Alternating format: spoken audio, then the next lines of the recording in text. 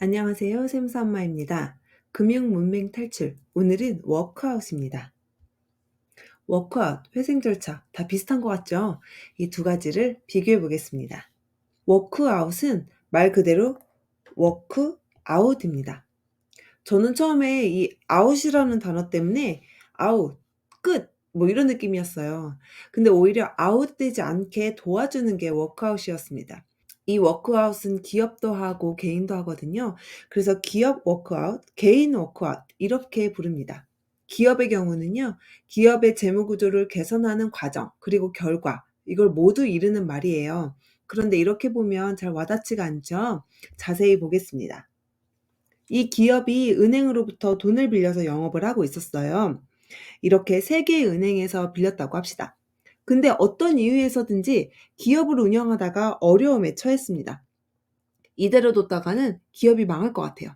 그래서 이 기업과 은행이 한자리에 모입니다. 그리고 채무 조정을 해요. 이자를 깎아준다든지 대출금을 좀 늦게 갚아도 돼 이렇게 해준다든지 아니면 아예 대출 금액 자체를 줄여주기도 합니다. 그런데 왜 이렇게 하는 걸까요? 은행이 자선사업가가 아니잖아요. 왜냐하면 이 기업이 이렇게 죽으면 한 푼도 못 받기 때문이에요. 어떻게든 살려서 조금이라도 돈을 받는 게 오히려 좋기 때문이죠. 그래서 모든 기업에게 이렇게 하지는 않아요. 은행이 보기에 이렇게 해 주면 이 기업이 다시 살아날 것 같고 빚을 좀 갚을 수 있을 것 같다 하는 기업에게 해 주는 거죠. 그리고 이걸 그냥 해 주지는 않겠죠. 당연히 뭔가 대가가 있습니다. 그런 대가가 보통은 이렇게 나타나요. 자산을 매각하게 한다거나 또 주력 사업을 정비한다거나 구조 조정을 한다거나 이런 식으로 기업의 영업에 간섭을 합니다. 근데 생각해 보면 당연히 그렇겠죠? 대출 만기를 연기해 주거나 대출을 깎아 주는데 이 정도 조치를 하겠다는 겁니다. "내가 대출 깎아 줄게. 대신에 사람 좀 내보내고 구조 조정을 해. 내가 대출 천천히 받을 테니까 가지고 있는 이런 자산은 좀 팔아." 이렇게 간섭을 하는 겁니다. 이게 그래서 도움이 된다면 기업은 살아나게 되겠죠. 그러면 '대출금도 갚을 수 있을 거다.' 이렇게 생각이 드니까 서로 한자리에 모여서 회의를 하는 겁니다. 개인도 비슷합니다. 개인 워크아웃의 정식 명칭은 신용회복 지원 제도예요. 개인은 이 개인과 은행이 한자리에 만나서 협의하는 게 쉽지 않겠죠. 그래서 신용회복위원회를 통해서 합니다. 그래서 아주 오랫동안 갚게 해서 매달 내는 금액을 작게 한다든지 뭐 이런 식으로 뭔가 조치를 취해 주게 돼요.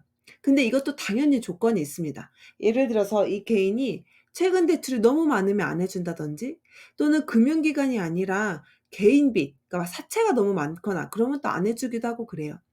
그래도 이렇게라도 해서 신용을 회복할 수 있도록 도와주는 겁니다. 워크아웃 이야기할 때 가장 많이 나오는 단어가 회생 절차입니다. 저도 처음에는 이 두 개가 좀 헷갈리더라고요. 근데 워크아웃은 지금까지 보신 것처럼 당사자 간 협의를 중심으로 하는 반면에 회생 절차는 법원을 통해서 해야 합니다. 법원의 결정을 받는 거예요.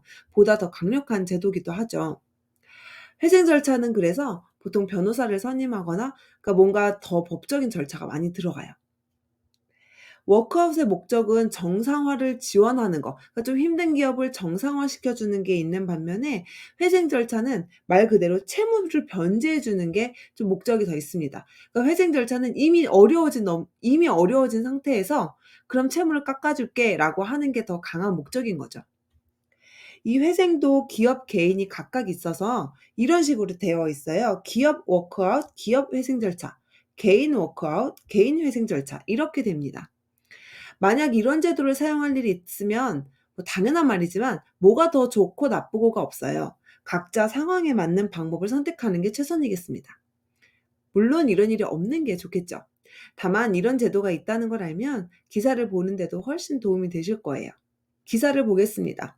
제목에 부실 기업이 느는데 워크아웃법이 연장 표류한다라고 되어 있죠. 이게 무슨 이야기인지 볼게요. 지금 여기서 말하는 법의 정식 명칭은 기업 구조조정 촉진법입니다. 기촉법이라고 줄이기도 하고요. 보통 워크아웃법이라고 부르기도 하네요. 이 법이 오는 10월 일몰 예정이에요. 일몰은 없어진다는 거죠. 그래서 금융위원회와 법원행정처가 이거에 대해서 서로 다른 의견을 보이고 있다고 합니다. 그러니까 이 법 자체가 워크아웃의 근거법이어서 우리가 워크아웃법이라고 부르는 거거든요. 근데 이게 한시적인 법이었어요. 그러니까 쉽게 말하면 10 월이 유효 기간인 거예요. 그래서 이 기간을 연장하는 것을 논의했는데 결론을 내리지 못했다라고 하고 있죠.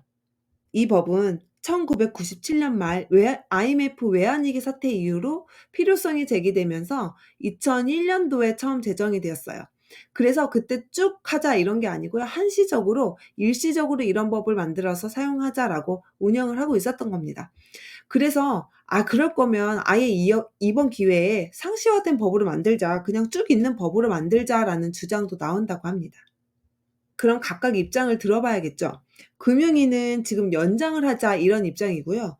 법원행정처는 회생 절차로 일원화를 하자. 그러니까 연장을 하지 말고 다 회생 절차로 합치자라는 겁니다. 아까 비교해 본 거죠. 워크아웃과 회생 절차를 이야기하는 거예요. 금융위의 근거는 뭐냐면요. 워크아웃을 졸업한 기업들의 재무제표를 보니까 이렇게 좋아졌다. 그러니까 이게 성과가 있는 거다라고 주장을 하고 있는 거고요. 법원행정처는 이게 IMF 때 도입한 법인데 지금이 그 정도로 급박한 경제적 상황인가? 그리고 그만큼 효용성이 있었는지 객관적인 분석이 필요해라는 입장인 거죠. 각각 자기 입장을 이야기를 하고 있는 겁니다. 여기서도 금융위는 워크아웃과 회생 절차를 비교해서 이야기합니다. 그래서 워크아웃은 부실 징후 기업, 그러니까 부실하게 될 것 같은 부실한 징후가 나타나는 기업을 법원을 거치지 않고 정상화를 시켜주는 게 목적인데, 회생 절차는 이미 부실하게 된 기업을 법원을 통해서 빚을 깎아주는 게 목적이다. 이렇게 이야기를 하고 있죠. 그래서 각각 다른 역할을 하니까 유지를 해야 한다. 이렇게 이야기를 하는 겁니다. 이게 10 월에 어떻게 결론이 날지 궁금하네요. 오늘은 이렇게 워크아웃과 회생 절차를 비교해서 봤습니다. 다음에도 도움이 되는 내용으로 올게요. 감사합니다.